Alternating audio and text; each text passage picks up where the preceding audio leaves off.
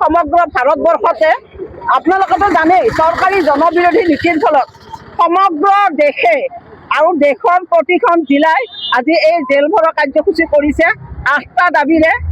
শ্ৰমিকৰ মানে বিপদলংঘী যিটো শ্ৰম কোড, এই শ্ৰম কোডটো বাতিলকৰণৰ কাৰণে কৃষকে যি মানে ফচল পায় উপযুক্ত মানে দাম পাব লাগে।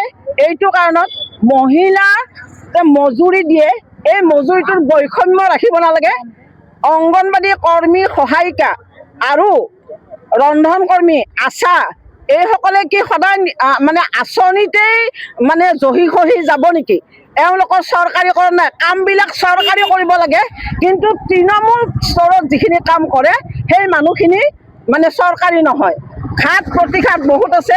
আৰু অংগনবাদী কৰ্মী এগৰাকী সহায়িকাৰ মাত্ৰ 4,000 টকা দৰমহা। 4,000 টকা অনাৰেৰিয়াম বুলি কয়, আচলতে মাননি বুলি কয়।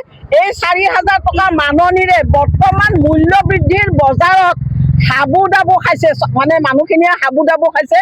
এইবিলাক এই শ্ৰম কোডৰ লগতে 8 দফীয়া দাবীৰে আজি সমগ্ৰ ভাৰতবৰ্ষৰ সমগ্ৰ জিলাবিলাকত আমি সমবেত হৈছোঁ।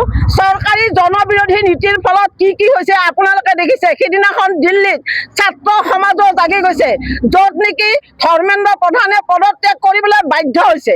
তেওঁৰ ঠাইত যিগৰাকী আহিছে প্ৰহ্লাদ যোশী বুলি সন্মান কৰিছোঁ, ৱেলকাম কৰিছোঁ, কিন্তু তেওঁ কামবিলাক ভাল কৰক এয়াই কৈছোঁ। আৰু যি অসমৰ শিৱসাগৰত বান হ'ল, এই বানত যিবিলাক মানে বানপীড়িতৰ সাহায্য, এই সাহায্যক লৈ ৰাজনীতি কৰিব নালাগে। অসমৰ বান সমস্যাক ৰাষ্ট্ৰীয় সমস্যা হিচাপে গণ্য কৰিব লাগে, ইত্যাদি ইত্যাদি বহু দাবী লয়। আৰু অংগনবাদী কৰ্মী, সহায়িকা, ৰান্ধনী, আশাক চৰকাৰী কৰ্মচাৰী মৰ্যাদা দিব লাগে। এইবিলাক দাবী লৈ মূল্য বৃদ্ধিয়ে খাওঁ খাওঁ অৱস্থা কৰিছে। 1 কেজি চেনিৰ দাম 60 টকা, নোৱাৰো আৰু সহিব। 4,000 মাননি পোৱা এগৰাকী সহায়িকাই ধুৱলি কুঁৱলী দেখিছে, ল'ৰা ছোৱালীক ব্যক্তিগত স্কুলত পঢ়াব নোৱাৰে, চৰকাৰী স্কুলত তলা। মুঠতে এইবিলাক সমস্যা লৈ আজি ৰাজধানীত ওলাইছোঁ জেল ভৰা কাৰ্যসূচী লৈ। ধন্যবাদ।